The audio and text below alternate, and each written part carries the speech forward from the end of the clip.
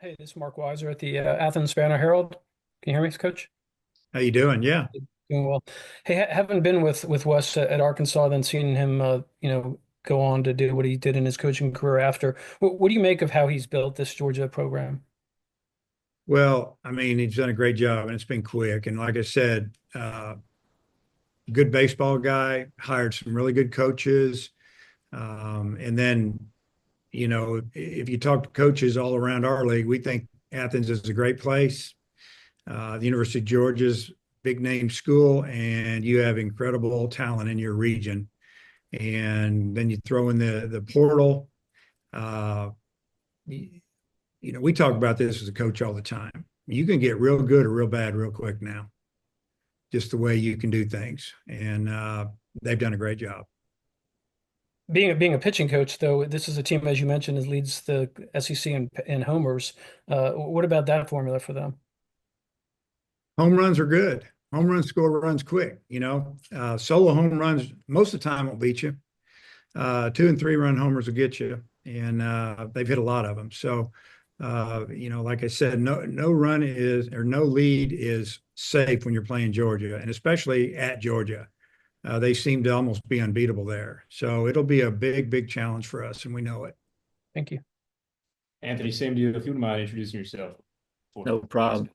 Yeah, Coach Anthony Dasher from UGAsports.com. Another West question. When he was with you, did he talk much about his desire to become a head coach? I know that's right before he went to the Twins, but had he spoken to you at any length about, maybe wanted to do this one day? Yeah, he talked about wanting to be a head coach down the road.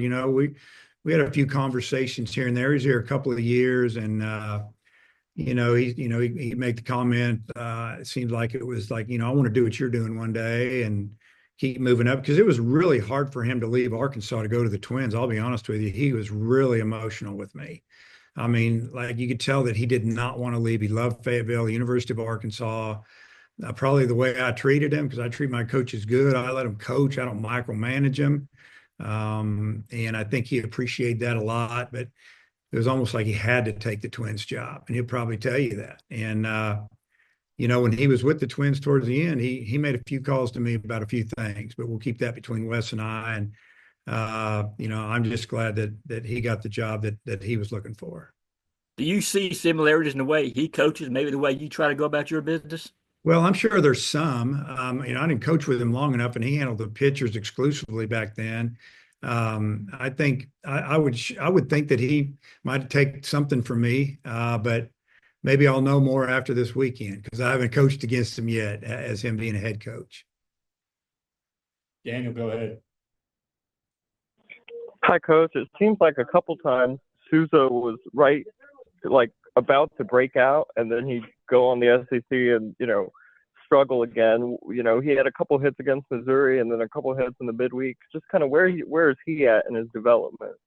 Well, and he had a couple of huge hits against Vandy against some really good pitching. So he can hit good pitching. He's a good athlete. He looks physically like you want him to look, and I think he's coming along defensively from the day he walked in the door to where he is now. He's so much better. And I think offensively, he's getting there. And he's dangerous. You make a mistake, he can pop you, but he can also beat out a bunt. So it's a rare combo these days. Hey, Matt, jump back in. Yeah, Vanderbilt was a tough place to play, and then you guys swept them. Obviously, much of the same with playing at Georgia. I guess just are you kind of saying the same things to your guys? Are they saying the same things to themselves? Well, I don't know what they're saying of themselves, and I haven't said anything about Vandy since we left there. Uh, it's different situation, a couple weeks out. I think what you do is you gain experience and confidence from going on the road and winning. And maybe there's a point you can go back to and say, hey, remember how we did this or do that. But, we just, I'll tell you what happens in this league, and it happens in the big leagues. It's kind of when you catch people. Is their number one pitcher pitching? Is somebody, two of their guys sick? Are they just in a little bit of a funk offensively? It helps you. Are they on fire when you get there? And then then you got to just try to slow them down. You got to try to survive and get out of there. So you never know what you're going to run into. But what we do know is what we do. And if we do that, we have a chance. It doesn't mean we're going to win the game, win a game, win the series or anything. It just means that we have a chance. And, that's the good thing about our team this year. Daniel, and then Anthony, wrap us up, please. I guess just off that, do you all mention the fact that Georgia was swept last week and kind of when y'all are catching them? Does that make it into the meetings and the discussions before the series? Well, they got swept at Texas. They got walked off the field in game 3. I got watched game 1 because we were flooded out here. They were right in that game to win it for 5 innings. Some things just happened. That's what I'm saying. One pitch or one bloop single can change the whole series. No, I haven't said one thing about them losing 3. And if I did, it'd be like, yeah, we're going to catch them with their hair on fire because they need some wins. But then, they go and score 16 runs on Tuesday and hit 4 homers, right back to old Georgia. So I just think it's the league. And I've been in this league for 20 plus years now, and I don't get too high or low, and I don't want our team to get too high or low. I want to keep climbing the ladder. And if you have a bad weekend, then you got to make it up somewhere. And, I can't make one series bigger than it is or bigger than the next one because, we got A&M coming down the pike, Texas, Tennessee, A&M, and Florida. So they're all the same. They're all really good, whether their record is, 2-10 or 10-2. It really doesn't matter. You have to play well. Anthony, wrap it up, please.